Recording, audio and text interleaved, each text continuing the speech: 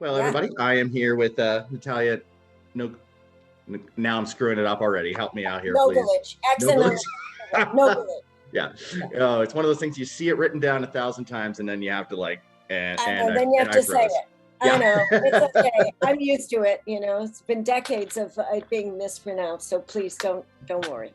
So, right off the top of your head, you might think what do I know her from? National Influence Crucifixion, Hoffa, hundreds of TV shows. But as I start all these interviews off, could you just tell us a little bit about yourself? Sure. I've been acting, about 45, 50 years, 45 years maybe.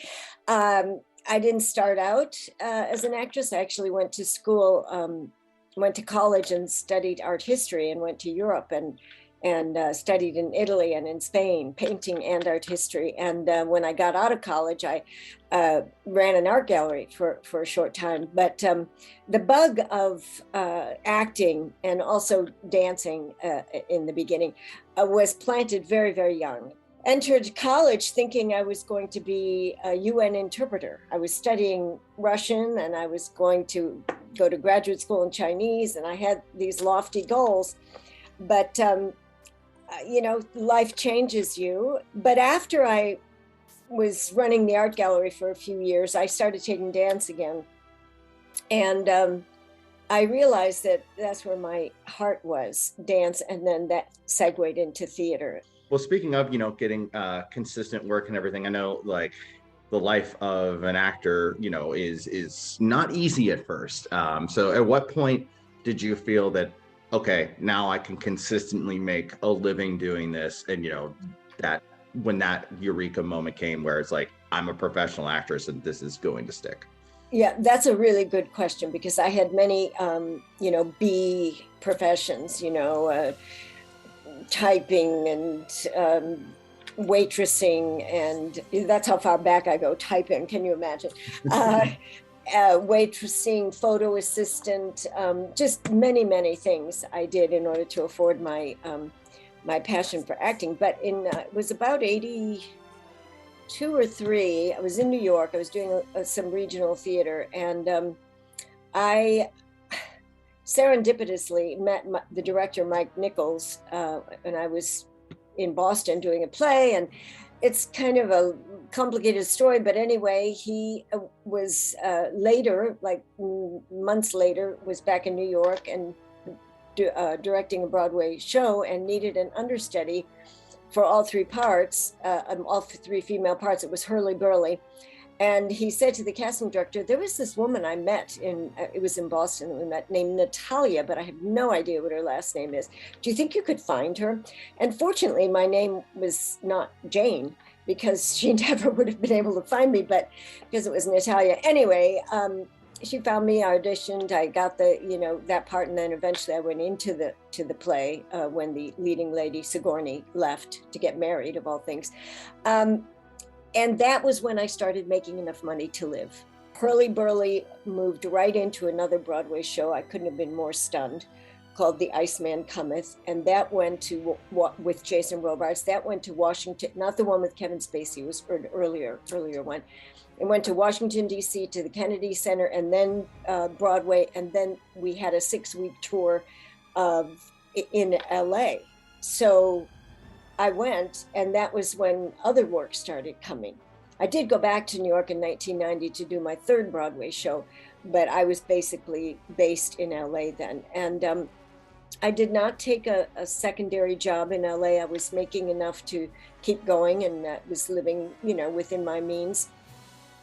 But I did, at a certain moment, at the encouragement of an acting teacher of mine and really great character actor who's passed on now, named Kenneth McMillan, I was encouraged to start teaching my own little class. And when he became ill, he said, you should take over the class. I said, can I? Nobody's going to come to see teacher's pet teach, So unfortunately, he passed on, and I started up the class, and, 6 people came, and then 11, and then 14, and then it grew. And I ended up starting a theater company in Los Angeles that survived for 15 years. Speaking of which, you know, you've obviously, as you mentioned, you've done theater, you've done lots of television, and you've done, you know, film work from small budget things all the way up to big Hollywood productions. Is there any difference in approach between theater, television, film, or just depend on the project, or is it just acting's acting? Also a good question. In my view, acting is acting. The preparation is everything. And if I have a theater character that I'm preparing, I prepare it writing a backstory, doing research if it's required, doing looking into the relationships with the other characters in the play. And I do the same thing with TV and film.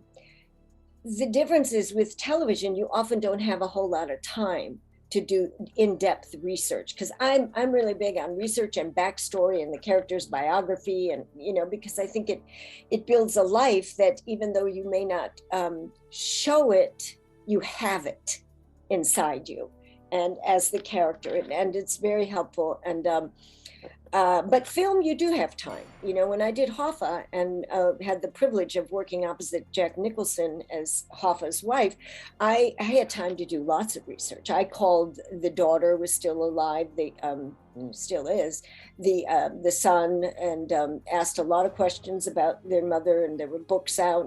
And so that was a rich time. We all did research and we shared our research. Jack and I shared, you know, oh, what did the son say? Oh, here's what the daughter, and that's a treat. Not all film, but many big budget, as you said, you have that time. But you're basically looking for the truth of the character, and you're looking for the objective in the scene. If my objective is to beg your forgiveness, it's going to be the same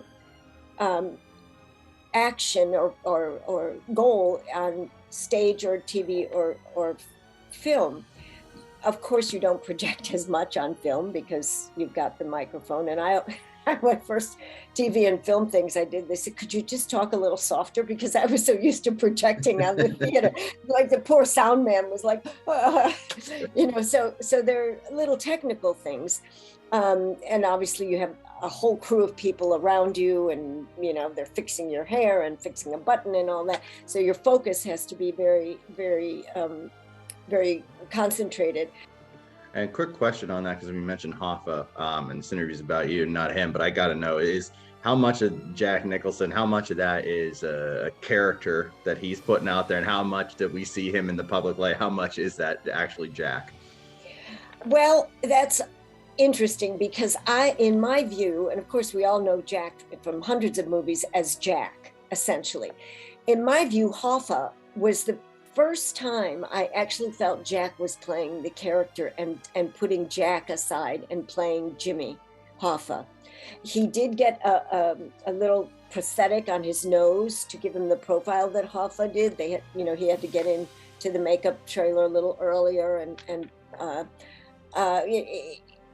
really think he created the character. I'm sorry that the film didn't do better box office wise, because I think Jack deserved, Jack, yes, underrated as a film, and Jack deserved at the very least a nomination because of the work he did to create the character. Yeah, I mean, he's and a terrific individual to work with, or, you know, a real gentleman and a real generous man. Yeah. I loved him. I love him still, even though we're not seeing much of him these days. Well, and I'd kick myself in the butt if I didn't get the chance to talk to you about not just one of my favorite Christmas movies of all time, but to be perfectly honest, one of my favorite movies in general, and that's National Lampoon's Christmas Vacation, going back to 4 years now. Yeah. And mine, one of my favorite movies. I grew up, we were always watching It's a Wonderful Life, you know, with Jimmy Stewart, which they still play, you know, the old around Christmas time, but not, they used to play it like nonstop. Now they play it once or twice, but Christmas Vacation is played like for weeks before. And I loved it. I loved doing it. I absolutely, I got along with Chevy and everyone that was, that I was in touch with.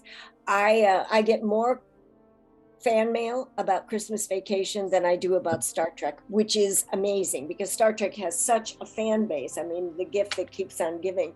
And but I'll tell you a quick story about how I got that part. The director, Jeremiah Chechik, that was his first film. He was directing commercials before that. And my agent sent me up to do a Pizza Hut commercial. And she said, prepare something. So, you know, thinking about the theater, I'll prepare something. Okay, I'll do a monologue, you know. So I go in, I do this Shakespearean monologue with a kind of street accent because you're supposed to be a regular person. And the casting director's looking at me like I'm from outer space. She tapes it. She kind of looks around the camera and thinks, yeah, she's nuts. And I walk out into the waiting room and I see people are preparing to say something about Pizza Hut, not about, not a monologue about it. The test, you know, and I thought, well, I'm not going to get that part. I get called back and the Jeremiah Chechik says to the client, you got to see this. And he says to me, go ahead, do the monologue in the street accent, the Shakespeare. So I do it and they're laughing, and it was from a Shakespeare comedy, As You Like It. And I got the part it was a big joke on the set. You know, she does Shakespeare to get a Pizza Hut commercial. So when he was doing Christmas Vacation and the role of Mrs. Shirley came up, he asked me to come in and meet Chevy. So because Chevy kind of had to have cast approval. I mean, Jeremiah already knew my work. He knew me, you know, it wasn't a huge part. I didn't really audition for it, you know. I go into the office and Chevy's sitting there and he says, so you do Shakespeare for a Pizza Hut commercial, huh? And he says he thought that was the wildest thing he'd ever heard. And so I blushed. I was embarrassed. I got the role and I loved it. I'm a fan of the movie. I mean, forget that I come in the last 10 minutes, you know, the whole movie. Of all his vacation movies, I think Chevy is the funniest in this one. And his physical comedy is crazy. I mean, it's just brilliant. So yeah, that was a real blessing that came. Again, you know, there's so many winding roads to get you to the place where you are. I mean, imagine my misunderstanding my agent's direction landed me in Christmas Vacation, essentially. And I'm super sensitive to voices and everything, and just like the entire time you've been talking, all I've been hearing is like, you didn't, of all the lousy ways to save a buck. Save a buck. Yeah. Or how about he was a big bulging man in a blue leisure suit. You've done you know, voiceover work. And how does that compare to work like, you know, on camera, especially since, you know, all you have is a script. You don't know what the final product, animation wise or whatever it may be, will look like. What is the difference of approach of doing, you know, voiceover acting as compared to on camera? Well, it's interesting because you almost have to imagine that you are on camera and give it all. You can't do it from the neck up. You have to fully commit to the language. It's always advisable to memorize it. It can be felt if you're on the page. They can just feel it, as opposed to when your voice is out. First of all, your voice is freer. Sometimes my voiceover work was just me in the booth alone. And sometimes it was with a group of people so that we could play off of each other. And those of us who had pretty much memorized it had a much better time. All I can say is if anyone's pursuing that, you know, do your best to get off book and figure out who the character is ahead of time and the relationships that the character has. Are you an actor, Tom? I feel almost crass saying yes in terms of talking to somebody like you, but I guess I have done quite a bit of acting, just not on a professional level. Yeah. Well, that's great. So you love the theater as I do, perhaps? Yes. That's where that's where my soul comes alive, to be honest. I mean, when I'm on stage, I'm where I belong. Not to diminish TV and film, you know. So if you're doing a lot of stage work, you are growing into a great actor. And I wouldn't be surprised if you do. I don't know how much is filmed in Pittsburgh, but you never know. People do go on locations for film more and more. I think we were there for part of Hoffa. I think we shot a few scenes in Pittsburgh, actually. I think that might, yeah, I think that's right. Yeah, it's true. So keep going. If you love it, do it. That's I am so grateful to be an actor, to be a storyteller, to be someone who learns about people every time I do a role, learns about the human condition, and it expands my humanity, I feel, I hope. And I just encourage anyone who really wants to do it, do it. Just do it. Start on the stage, start in a small community theater, who cares? And you'll find out, you know, how much you love it. I did. I was doing a community thing, and that's, I think, when the seeds were planted, even though it took me a while to get back to it. My parents wanted me to follow more academic kind of, I was very good in school. I skipped grades. I was, you know, Phi Beta Kappa, all this stuff. And they were like, you're going to be what? You're going to what? With your, you know, why aren't you going to law school? And, you know, sometimes when you honor yourself, you let a few people down. That's just the way it works. Although once I was on Broadway, they were thrilled. Then it was like, oh, okay, yeah, we like this.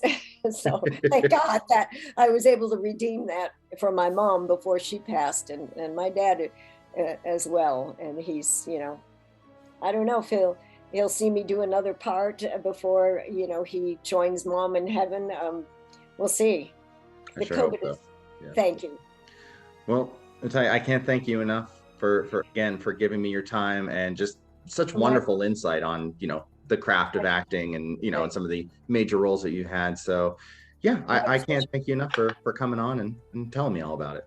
Oh, John, thank you for reaching out to me. It is my pleasure, my privilege, and I enjoyed it. I enjoyed talking to a fellow actor. Thank you so much.